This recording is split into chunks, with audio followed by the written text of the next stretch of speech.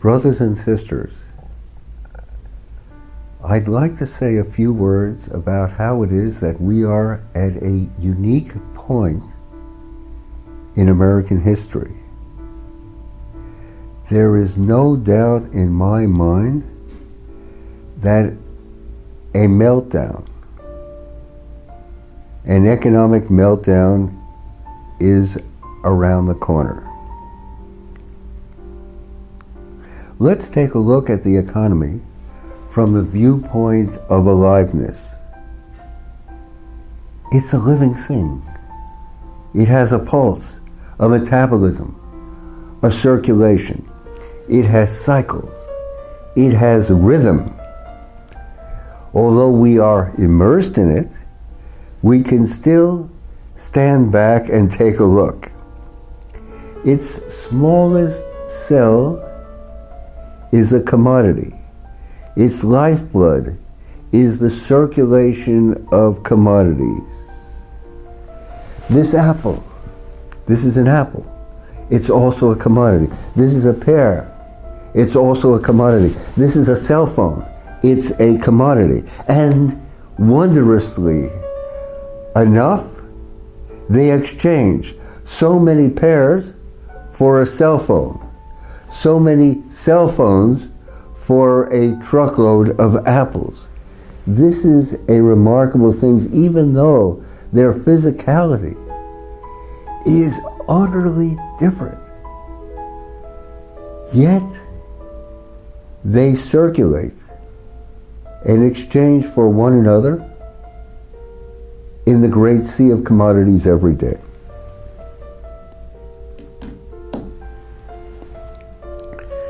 Furthermore, these commodities produce other commodities. Every day, various physical commodities and a commodity called labor are combined to produce commodities. And there we have it.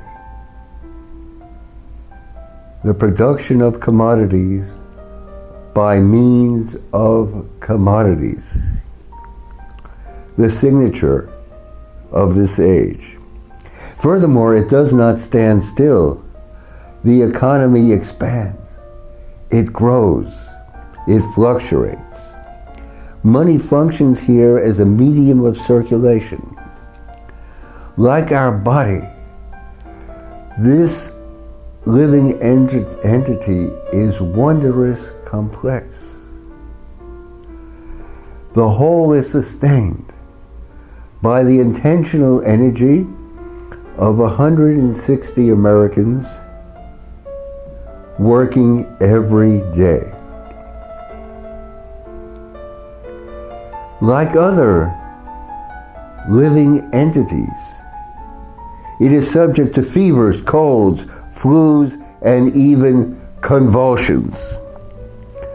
The latter are called recessions. And they serve a function. By removing the excesses built up during the expansion, a recession is a kind of reset.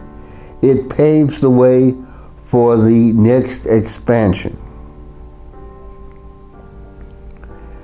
Since 1929, there have been 13 recessions. In the Great Depression of '29, gross national product fell 26%, and unemployment rose to an extraordinary 21%, tragically enough. All of us surely remember the Great Recession of 10 years ago, when gross national product fell 5% and unemployment rose 10%.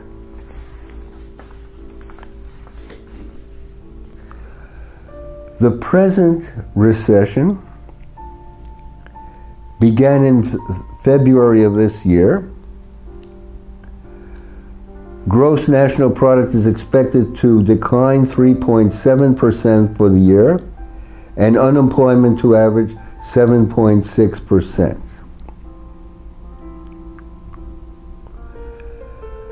Prior to this, the economy grew very, very slowly, exceedingly slow over the last decade. Growth last year, before the recession, was an anemic 1.2%. The lowest gain since the crisis of 2012-2013. Wages have stagnated for ordinary Americans. The median yearly wage in the U.S. is about $30,000. This means that half of Americans make more and half of Americans make less than $30,000 a year. The pandemic has exacerbated the crisis. It is not the cause. But recessions have become politically unacceptable.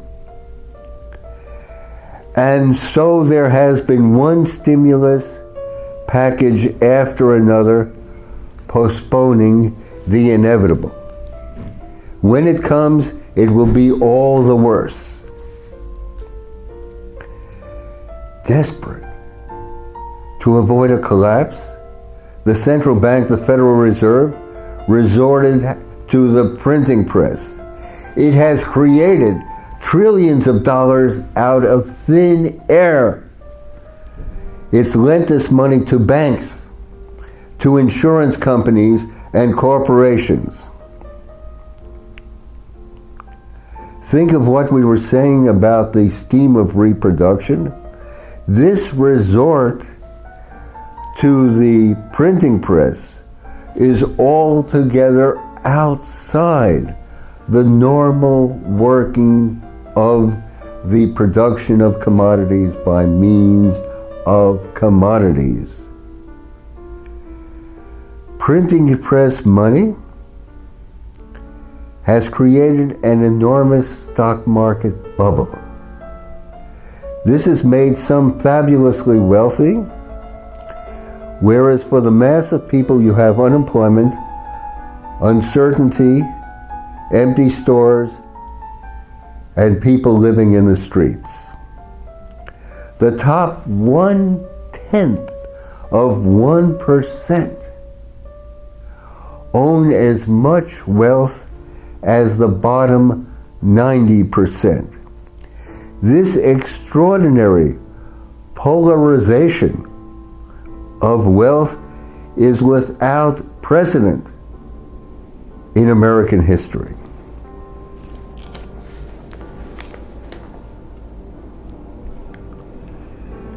Now, could it be that the exceedingly slow growth over the last decade is but a symptom of a deeper ill? Let us reflect that it was America that was at the forefront of the Industrial Revolution. It was the America that showed the world how to produce everything from automobiles to televisions, to television sets, to airplanes.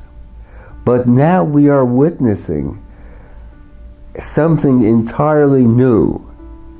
The deindustrialization of America. Tens of thousands of factories have left the United States in the past decade alone. Millions upon millions of manufacturing jobs have been lost in the same time period. The United States has lost a whopping 32% of its manufacturing jobs since the year 2000. That comes to 5.5 million jobs in manufacturing gone. We have shifted our manufacturing base to Asia, to take advantage of free labor. China has become the workshop of the world, while America has gone from a manufacturing economy to one based on finance, insurance, and real estate. America has made itself unproductive and uncompetitive. The recent trade war against China didn't reverse the decline in U.S. manufacturing. There was an enormous increase in tariffs on Chinese goods. What was the effect? It simply caused importers to shift purchases to Vietnam, to Mexico, and to other countries. And even with the tariffs, the deficit with China has returned to where it was at the start of 2017, while the deficit with the rest of the world is the highest ever. The growth of debt in the United States is incredible. The federal government now owes $27 trillion that it cannot pay. And this up from $2.2 trillion 40 years ago. The country as a whole,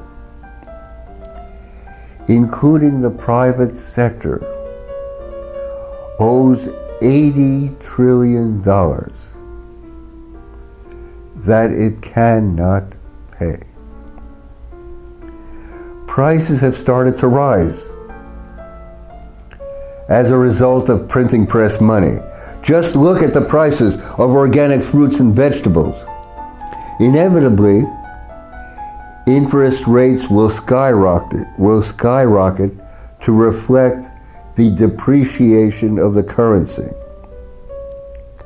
The response has been, and will remain the same, print more money.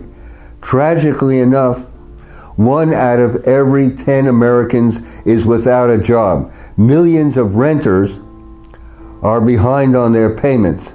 Some 30 to 40 million people face potential eviction. The national eviction ban and some state and city protections are set to expire by January or sooner. A chain reaction of bankruptcies is in the offing. As things implode, the response of the Fed will be print more money. As Bill Brunner, an astute observer, remarks, rather than cut back on spending, both parties are committed to covering these unpayable debts by printing money, a policy that always leads to bankruptcy, poverty, depression, and inflation, as well as social and political chaos. It seems to us, brothers and sisters, that growing our food is no longer an option. It's a necessity. Every backyard of Victory Garden, every front yard, an heirloom apple orchard, every vacant lot, a community garden, every school, an edible schoolyard. And in your kitchen right now, you can start that tray of wheatgrass, that tray of arugula, that tray of broccoli sprouts right now. This winter, plant a tree, plant an apple, pear, peach, or plum. Imagine a national day of planting trees. Every American planting a tree.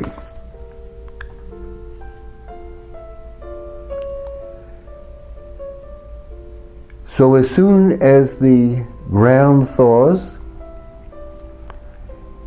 this coming spring, we urge you to plant your victory garden. Your victory garden. A way of proclaiming that come what may, you will redeem this great nation. You will see us through. You will build here a garden for the American spirit. Thank you, brothers and sisters. My privilege to share a few thoughts. Your comments and suggestions are always most welcome. Let us go forth.